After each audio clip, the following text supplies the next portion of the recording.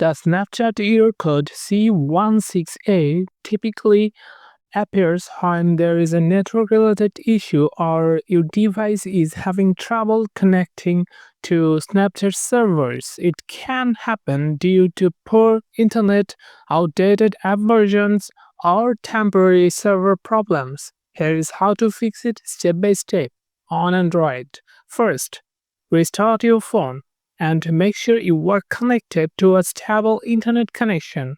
Try switching between Wi Fi and mobile data to see if the error goes away. Next, open the Google Play Store, search for Snapchat, and check if an update is available.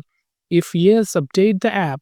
Outdated versions often cause random errors like C16A. Now go to the settings, then apps, app management or manage apps. Then find Snapchat from the list. Tap on it, tap on storage, then clear cache. You can also tap clear data, but be aware that this will log you out. So make sure you know your login info.